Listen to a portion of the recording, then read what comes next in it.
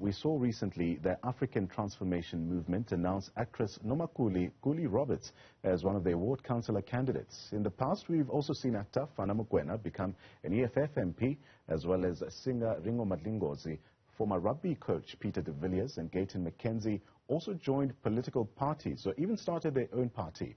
While many social media users frowned at Roberts' sudden move to politics, she responded by saying she had actually studied politics as well as history at UCT. Now, is public service leadership a learned skill? Does one need to have experience or historic political activism to be recognized as a political leader? Now, to answer some of these questions, we are joined by political analyst at University of the Free State, that's Professor Sethulego Matebesi. Prof, a pleasure to have you on the program this morning.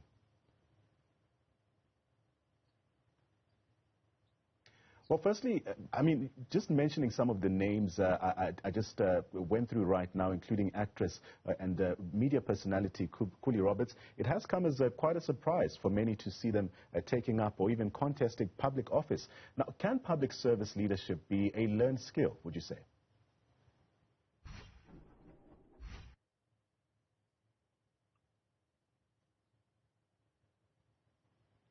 It seems like you've been breaking up, but I think I got the gist of the question.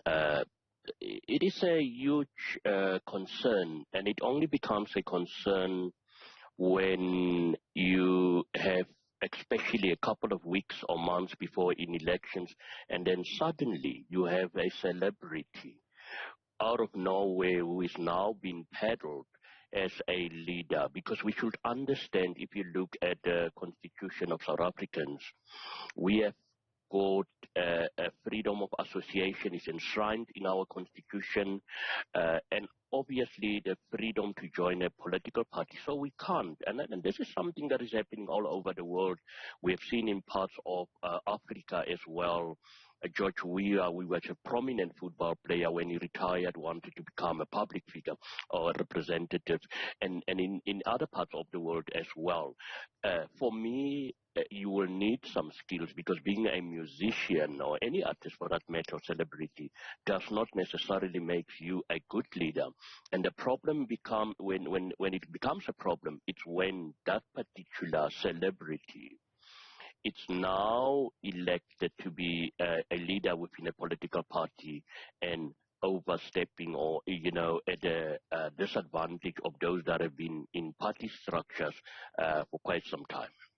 But, Prof, some may argue that people generally are quite disenchanted by this whole idea of just having political leaders come up to public office. Would it be a case now where people are now saying that they are taking matters into their own hands and they are tired of politics and are ready to lift their hand and contest public office?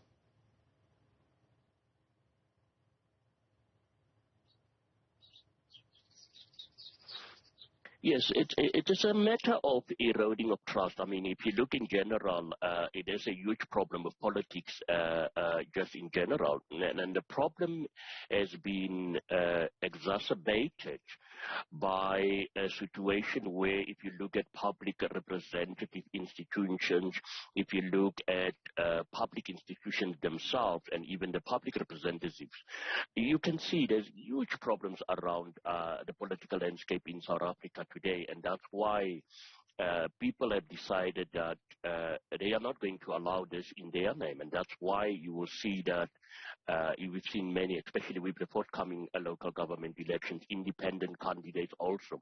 And if you also look at all these protests when parties have to elect, or nominate, representatives, that's where huge problems emanate. But this is indicative of a system which does not allow for vibrant discussions within party structures, and that's why. And this thing of the celebrities, for me, it is actually a medium-term or a short-term measure to try and woo electoral support. But the fact of the matter is, we have seen in the past how these celebrities just disappear, and the question, there's a lot of questions whether they actually bring a lot of significance and do attract voters to a certain party. To my next question, that does the celebrity status even possibly give parties bargaining powers to go through the popular vote and actually garner more support through putting forward what may seem like respectable figures or people that are in the limelight?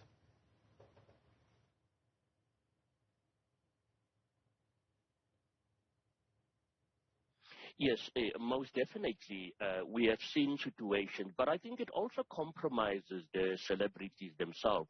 If you're an actor, I don't think there will be a lot of repercussions, but we have seen singers, and I'm going to mention perhaps Ringo. What political parties have done in the past, and especially during elections campaigns, they will invite singers to come and sing at their rallies and all that.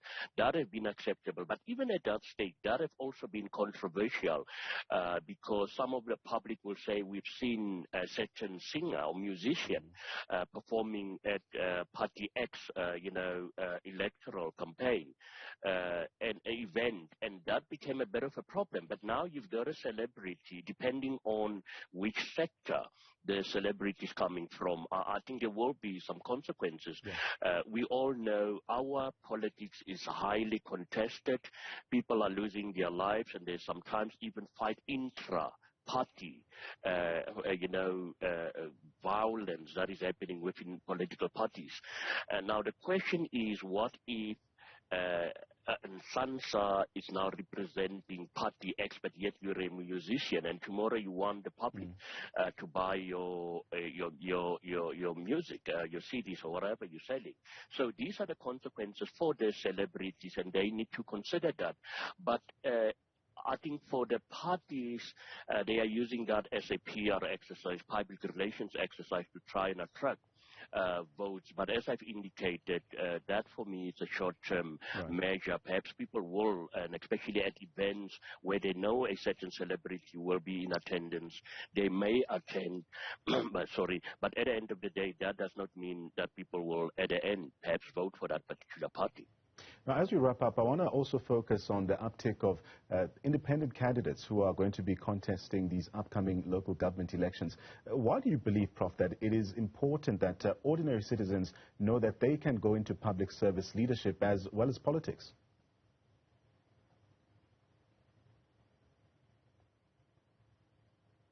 No, it is. It is very important. And I think the message has not yet reached all South Africans. Remember, as I've indicated, South Africans are free to join any party of their will. But it's a huge concern. It's a huge problem because to become a ward councillor, whether you are an independent candidate or not, you need to go through certain processes. I mean, more than we know in the past, or even at national level, at least 50,000 votes to have a seat in parliament. But now coming to local government, you need to demonstrate as an individual that you will be able to garner enough votes, and also the registration fee. So all these are issues or factors that I think serves as a barrier for many people who would like to become representatives at local government level. Right. But it is very important for South Africans to understand, despite the challenges that we face in the country, and despite even those active political members of our public, fact of the matter is we have a responsibility to go out and